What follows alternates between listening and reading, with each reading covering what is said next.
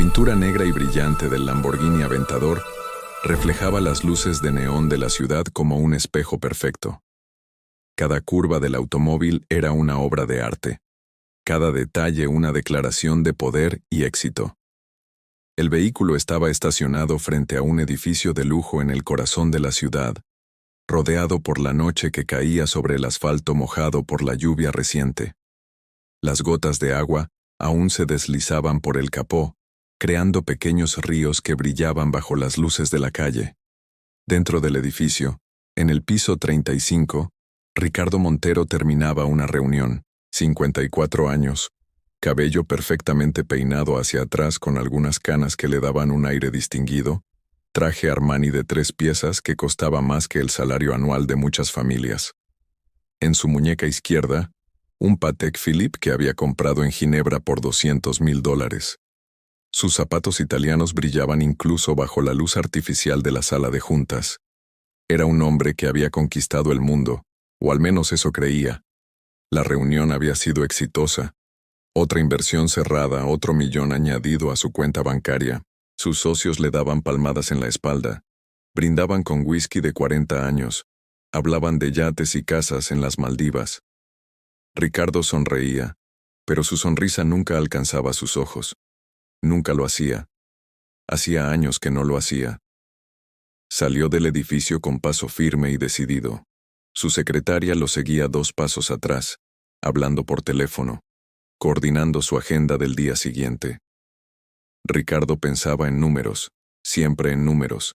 Había invertido fuertemente en criptomonedas en los últimos años. Bitcoin había sido bueno para él, Ethereum también. Había diversificado en startups tecnológicas, en bienes raíces en 3 continentes, en bonos del gobierno y en arte contemporáneo que no entendía pero que se apreciaba un 5% cada año. Los números bailaban en su mente como una coreografía perfecta. Millones convirtiéndose en más millones. Riqueza, generando más riqueza. Pero cuando llegó al estacionamiento y vio su Lamborghini, todo se detuvo.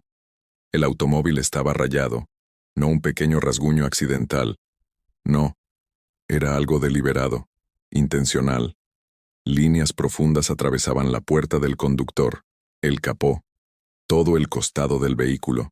La pintura negra había sido rasgada hasta revelar el metal debajo. Y no eran líneas aleatorias.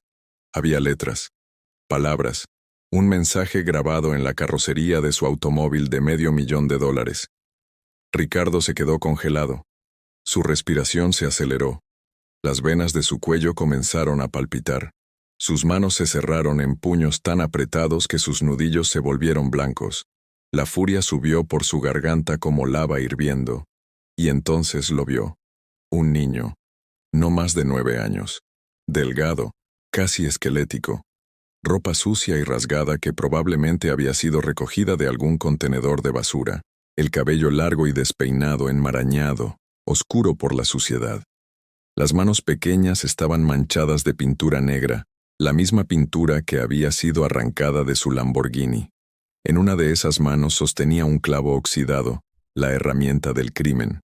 El niño no corría, no intentaba huir. Simplemente estaba allí, de pie junto al automóvil, mirando a Ricardo con unos ojos que eran demasiado viejos para su rostro joven. Ojos que habían visto demasiado. Ojos cansados, hundidos, rodeados de ojeras oscuras que contaban historias de noches sin dormir, de hambre, de frío. «Tú», gritó Ricardo, su voz resonando en el estacionamiento vacío. «Tú hiciste esto». El niño no respondió, no se movió. Solo miraba. Ricardo caminó hacia él con pasos furiosos. Su secretaria gritó algo sobre llamar a seguridad, sobre la policía, pero Ricardo no la escuchaba. Solo podía ver el daño, su automóvil, su hermoso automóvil, arruinado, destruido, por este niño de la calle. ¿Tienes idea de lo que acabas de hacer?, gritó Ricardo, su rostro a centímetros del niño. ¿Tienes alguna maldita idea de cuánto cuesta este automóvil? ¿Cuánto va a costar repararlo? El niño parpadeó lentamente. Sus labios se movieron pero no salió sonido. Voy a llamar a la policía, continuó Ricardo. sacando su teléfono del bolsillo. Te van a arrestar. Te van a meter en un reformatorio. Vas a pagar por esto. Tu familia va a pagar por esto. Fue entonces cuando el niño finalmente habló. Su voz era pequeña, casi un susurro, pero llevaba un peso que hizo que Ricardo se detuviera. No tengo familia. Ricardo parpadeó. Algo en el tono, en la forma en que el niño dijo esas palabras le hizo bajar el teléfono. Pero la furia aún ardía en su pecho. No me importa tu historia triste, dijo Ricardo, aunque su voz había perdido algo de su filo. No puedes ir por ahí destruyendo la propiedad de la gente. Hay consecuencias. Hay leyes. El niño asintió lentamente, como si hubiera esperado exactamente esa respuesta. Miró hacia el automóvil, hacia las palabras que había grabado con tanto esfuerzo en el metal. Tenía que hacerlo, dijo el niño, su voz temblando ligeramente. Tenía que dejarle saber. ¿Dejarme saber qué?, exigió Ricardo. ¿Que eres un delincuente? ¿Que no tienes respeto por nada? Que ella existió, susurró el niño, y por primera vez, lágrimas comenzaron a formarse en sus ojos. Que ella vivió, que ella importó. Ricardo frunció el ceño, confundido. Miró nuevamente hacia el automóvil, hacia las letras grabadas en el metal. Hasta ahora, no había realmente leído lo que decían. Había estado demasiado furioso para procesar las palabras. Pero ahora, bajo la luz tenue del estacionamiento, las leyó. Elena Montero, salvó mi vida. Por favor, recuérdela. El mundo se detuvo. Elena Montero, ese nombre, ese maldito nombre que no había pronunciado en voz alta en 5 años. Ese nombre que había enterrado en lo más profundo de su mente, en un lugar donde los recuerdos dolorosos van a morir. Ese nombre que solía ser lo primero que pensaba cada mañana y lo último cada noche, pero que había aprendido a silenciar, a ignorar, a olvidar. Elena Montero era su hermana. Era, pasado, muerta. Ricardo sintió que sus piernas flaqueaban. Se apoyó contra el automóvil, su mano tocando las letras grabadas, las mismas letras que minutos antes lo habían enfurecido tanto, ahora parecían arder bajo sus dedos. Cada letra una acusación, cada palabra un recordatorio de todo lo que había perdido. ¿Cómo? Comenzó Ricardo, su voz apenas audible. ¿Cómo conoces ese nombre? El niño se limpió las lágrimas con el dorso de su mano sucia, dejando rayas oscuras en sus mejillas. Ella me salvó, dijo simplemente. Hace 2 años, yo estaba en la calle, muriendo de hambre. Había estado sin comer durante 4 días.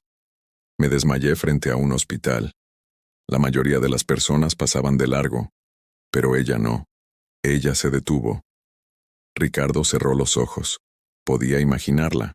Podía ver a Elena, con su corazón demasiado grande para su propio bien, deteniéndose para ayudar a un niño de la calle mientras otros caminaban indiferentes. Me llevó adentro, continuó el niño. Pagó mi tratamiento. Me dio comida, ropa limpia. Me habló. Nadie me había hablado así en años, como si fuera una persona real, como si importara. Ella era así, susurró Ricardo, más para sí mismo que para el niño. Siempre fue así. Me dijo su nombre, dijo el niño. Elena Montero. Lo repetí 1000 veces en mi mente para no olvidarlo. Me dijo que volviera al hospital si necesitaba ayuda. Me dio dinero para comida. Me dijo que mi vida tenía valor. Ricardo abrió los ojos, mirando al niño con una intensidad renovada. ¿Cuándo fue la última vez que la viste? El rostro del niño se contrajo de dolor. 2 semanas después. Volví al hospital como ella me había dicho. Pero cuando pregunté por ella, me dijeron que había muerto.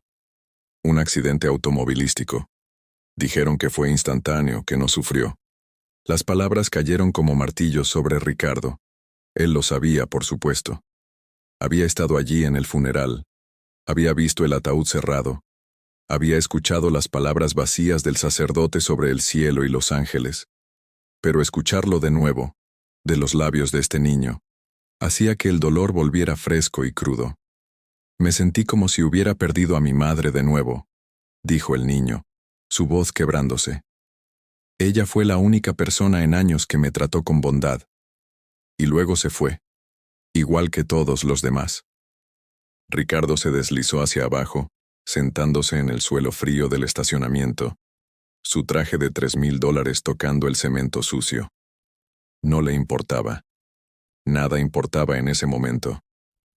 Desde entonces, continuó el niño, he estado buscándola, preguntando por ella, tratando de encontrar a su familia. Necesitaba que alguien supiera, que alguien recordara lo que ella hizo por mí. ¿Y cómo me encontraste?, preguntó Ricardo, su voz ronca. El hospital tenía registros. Una enfermera me ayudó. Me dijo que Elena tenía un hermano, un hombre rico, un hombre importante. Me dio su nombre, Ricardo Montero. Dijo que eras famoso en los círculos de negocios. Así que te busqué. El niño se sentó también, a pocos metros de Ricardo, sus pequeñas piernas cruzadas, el clavo oxidado aún en su mano. He estado siguiéndote durante semanas, admitió. Viendo dónde vas, qué haces. Vives en un mundo tan diferente al mío. Un mundo de torres altas y automóviles caros y gente con ropas brillantes. Traté de acercarme a ti muchas veces, pero siempre había seguridad, siempre había barreras. Ricardo recordaba ahora. Había visto al niño brevemente en las últimas semanas. Una figura pequeña en la distancia, fácil de ignorar, fácil de descartar como otro de los muchos niños de la calle que poblaban la ciudad. Nunca le había prestado atención real. Así que pensé, continuó el niño, que si rompía algo tuyo, algo que realmente importara, tendrías que detenerte, tendrías que mirarme, tendrías que escucharme. Ricardo miró las palabras grabadas en su automóvil, el automóvil que había comprado para impresionar a socios comerciales, el automóvil que había sido un símbolo de su éxito, de su poder, de todo lo que había logrado desde que Elena murió. Había trabajado el doble después de su muerte, sumergiéndose en los negocios, en las inversiones, en la acumulación de riqueza. Había pensado que el trabajo lo salvaría del dolor, que el dinero llenaría el vacío que ella había dejado.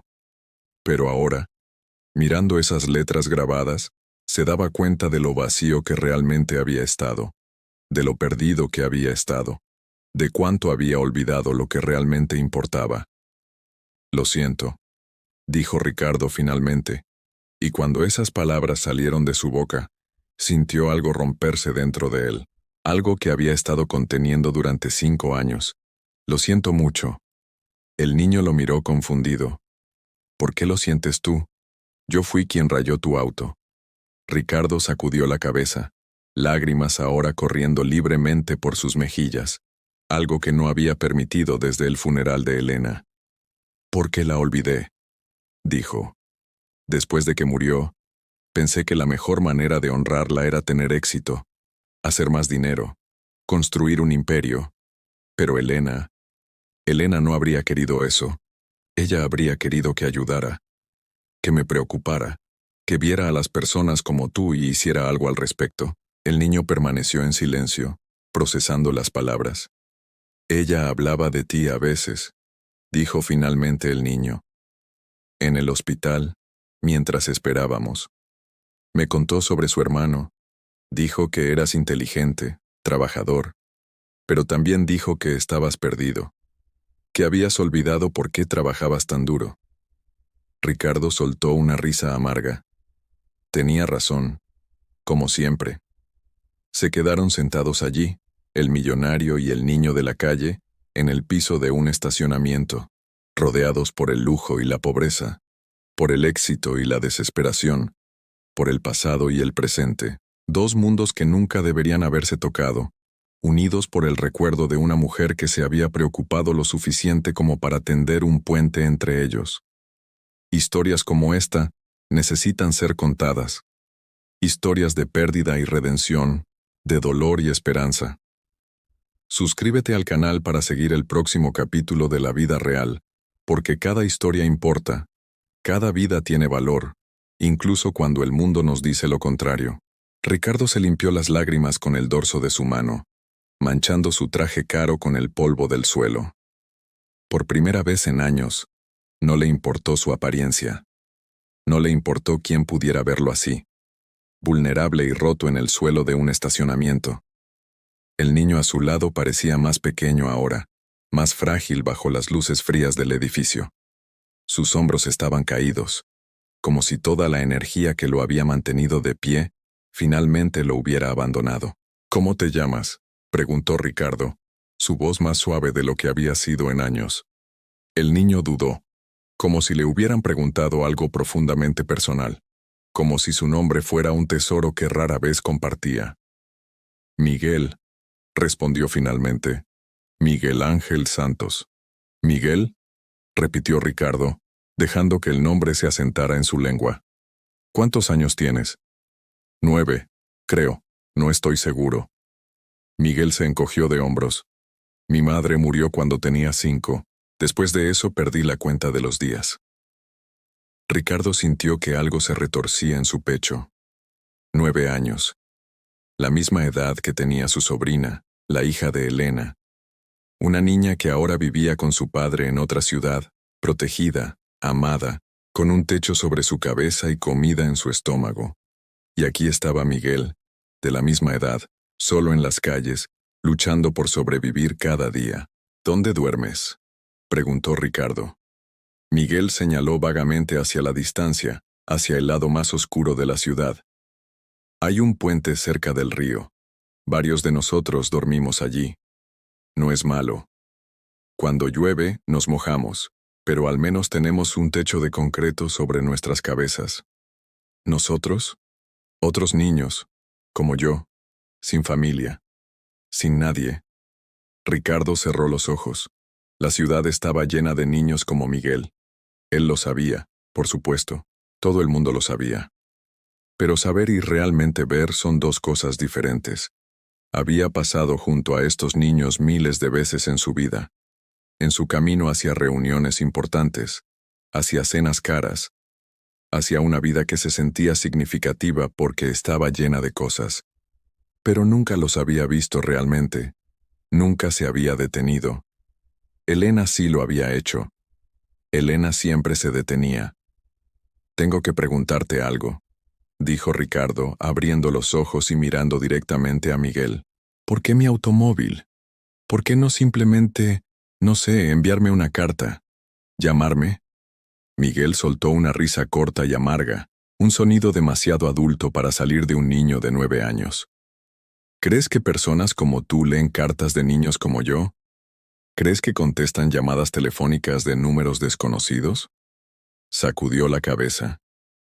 Intenté, durante semanas intenté. Traté de hablar con tu secretaria. Me echaron. Traté de entrar a tu edificio. Seguridad me sacó. Traté de esperarte en la calle. Tus guardaespaldas me alejaron. Ricardo se dio cuenta con un sobresalto que todo eso era probablemente cierto. Tenía capas y capas de personas cuyo trabajo era mantener lejos exactamente a personas como Miguel. Filtros diseñados para asegurarse de que solo las personas importantes pudieran llegar hasta él. Así que sí, continuó Miguel, rayé tu auto, porque sabía que si destruía algo que realmente te importara, algo que valorabas más que cualquier otra cosa, tendrías que verme, tendrías que escucharme. Pero lo que realmente te importa, dijo Ricardo lentamente, la comprensión llegando como un amanecer doloroso. No es este auto en absoluto, ¿verdad? Miguel negó con la cabeza. Elena. Ella es lo que te importa. O debería importarte. Ricardo se puso de pie lentamente, sus rodillas protestando. Tendió una mano hacia Miguel. El niño la miró con desconfianza durante un largo momento antes de tomarla. Sus dedos estaban fríos, ásperos, cubiertos de cicatrices de incontables heridas que la vida en las calles le había dado. Ven conmigo, dijo Ricardo. ¿A dónde? Primero, a comer algo. Luego quiero mostrarte algo. Miguel dudó, pero el hambre ganó sobre la cautela. Asintió.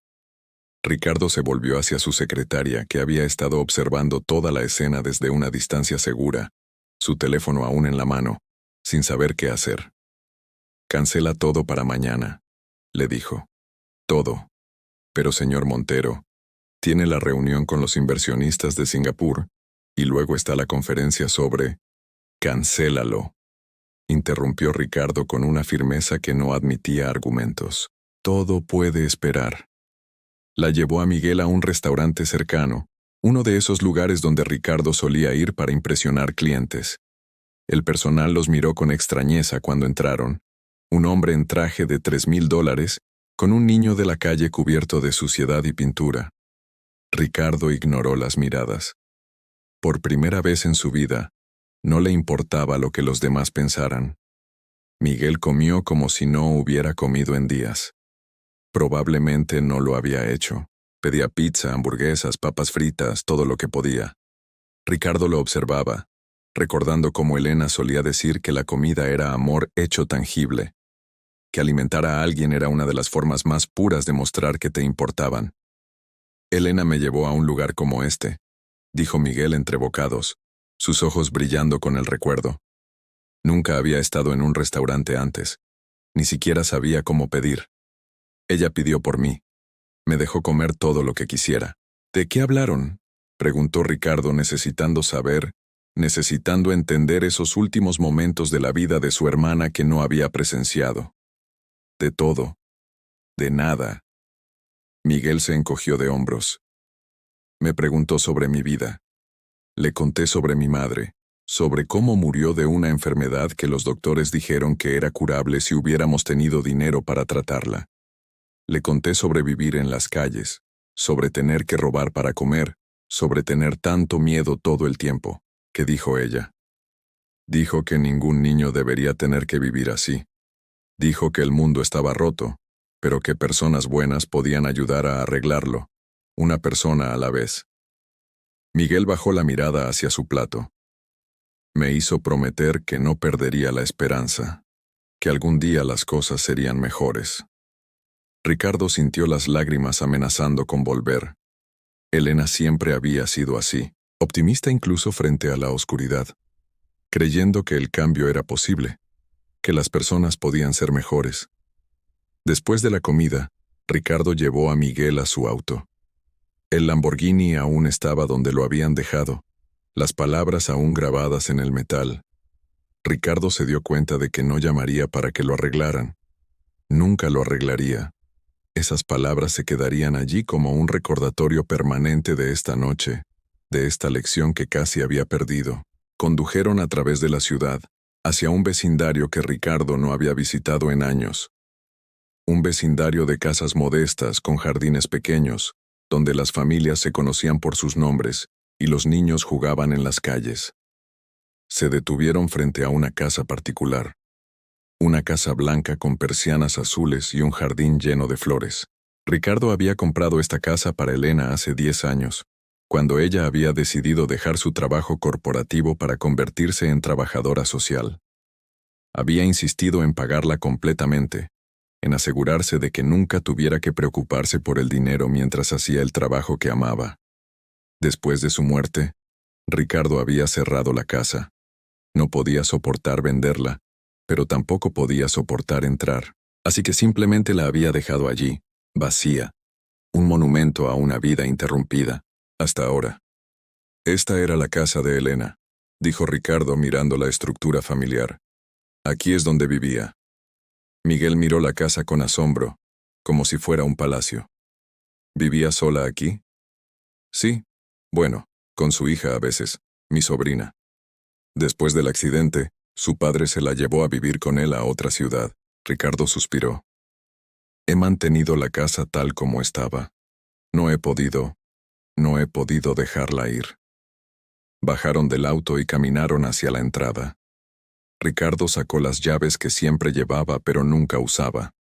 La puerta se abrió con un crujido, revelando un interior congelado en el tiempo. Fotografías aún colgaban en las paredes. Libros aún llenaban los estantes. La ropa de Elena aún colgaba en el armario. Miguel caminó lentamente por las habitaciones, tocando cosas con reverencia, como si fueran reliquias sagradas. Puedo sentirla aquí, susurró. Su bondad, su amor. Ricardo asintió, incapaz de hablar.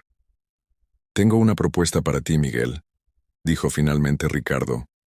Esta casa ha estado vacía durante demasiado tiempo. Elena habría odiado eso. Ella habría querido que se usara, que ayudara a alguien. Miguel se volvió hacia él confundido. Quiero abrir esta casa como un refugio, un lugar para niños como tú, niños de la calle que necesitan un lugar seguro para dormir, comida caliente, tal vez ayuda para volver a la escuela. Ricardo sintió que las palabras salían de él como un río que había sido represado durante demasiado tiempo. Y quiero que tú seas el primero, que vivas aquí, que esta sea tu casa. Los ojos de Miguel se abrieron ampliamente, lágrimas formándose instantáneamente. ¿Por qué? ¿Por qué harías eso?